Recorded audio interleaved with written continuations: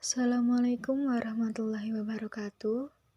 Perkenalkan, nama saya Devina Asti Julia Putri dengan NIM 215231189 dari kelas Perbankan Syariah 2E. Di sini saya akan menceritakan tentang Perjanjian Giyanti dan terbelahnya Jawa. Isi Perjanjian Giyanti. Dampak dari Perjanjian Giyanti memecah belah Kerajaan Mataram. Kerajaan Mataram terbagi menjadi dua, yakni Kasultanan Ngayogyakarta Hadiningrat dan Kasunanan Surakarta Hadiningrat. Mimpi Kerajaan Mataram yang ingin menyatukan seluruh kerajaan di tanah Jawa pun tak terwujud karena penjajah. Nama Giyanti sendiri diambil dari lokasi penandatangan perjanjian, yakni di Desa Giyanti. Dalam pelafalan Belanda, ia tersebut sebagai Giyanti. Secara tertulis, ia terbaca sebagai Giyanti. Tempat tersebut terkenal dengan Dukuh Kerten, Jantiharjo, Karanganyar, Jawa Tengah.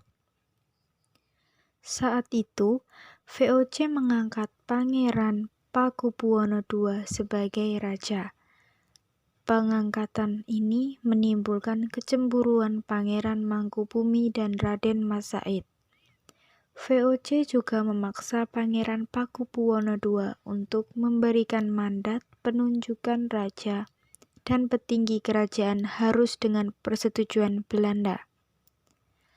Dalam silsilahnya, Pangeran Pakubuwono dan Mangkubumi adalah anak dari Amangkurat IV, penguasa Mataram pada 1719 sampai 1726.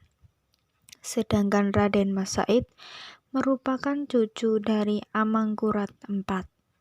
Saat itu, VOC mengangkat Pangeran Pakubuwono II sebagai raja.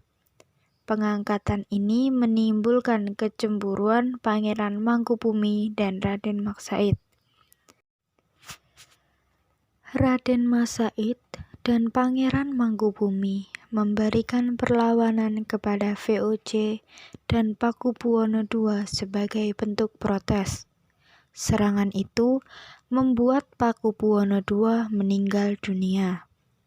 Sepeninggal Pakubuwono II, Pangeran Mangkubumi naik menjadi raja. Namun, VOC tidak mengakui status Pangeran Mangkubumi ini. Situasi semakin memanas saat VOC mengangkat putra Pakubuwono II, Raden Mas Surjadi atau Pakubuwono III yang masih remaja sebagai Raja Mataram.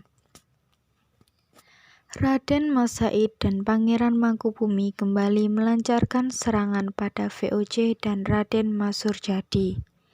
Untuk meredam serangan itu, VOC menjalankan siasat licik dengan memecah belah Raden Mas Said dan Pangeran Mangkubumi. VOC mengirimkan utusan khusus untuk menghasut Raden Mas Said agar berhati-hati terhadap Pangeran Mangkubumi yang bisa mengkhianatinya. Di sisi lain, VOC juga mengirim utusan ke Pangeran Mangkubumi. VOC membujuk Mangkubumi dengan menjanjikan setengah wilayah kekuasaan Mataram yang dipegang Raden Mas Surjadi. VOC kemudian mengundang kedua orang tersebut untuk merundingkan pembagian kekuasaan. Perundingan terjadi pada 22 sampai 23 September 1754. Membahas pembagian wilayah kekuasaan Mataram, gelar yang akan digunakan, kerjasama VOC dengan kesultanan, dan sebagainya. Hasil pertemuan itu kemudian dituangkan dalam Perjanjian Giyanti, ditandatangani pada 13 Februari 1755. dan dilakukan oleh 3 pihak, yakni pemerintah Hindia Belanda atau VOC oleh Nicholas Harding, Kasunanan Surakarta oleh Pangeran Pakubuwono III, dan Kasultanan Ngayogyakarta oleh Pangeran Mangkubumi. Isi Perjanjian Giyanti. 1. Pangeran Mangkubumi diangkat sebagai Sultan Hamengkubuwono dengan separuh kekuasaan Kerajaan Mataram. Hak kekuasaan itu diberikan atau diwariskan secara turun-temurun. 2. Rakyat kesultanan harus bekerja sama dengan rakyat yang berada di bawah kekuasaan VOC.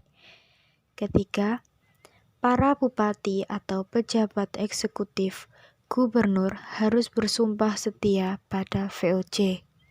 Keempat, pengangkatan bupati atau pejabat eksekutif harus mendapat persetujuan VOC. 5. Sultan harus mengampuni bupati atau pejabat eksekutif yang memihak VOC dalam peperangan. 6. Sultan tidak akan menuntut hak Pulau Madura atau daerah pesisir lain yang telah diberikan Pakubuwono II kepada VOC. Sebagai gantinya, VOC akan memberi uang ganti rugi sebesar 10.000 ril setiap tahunnya. 7.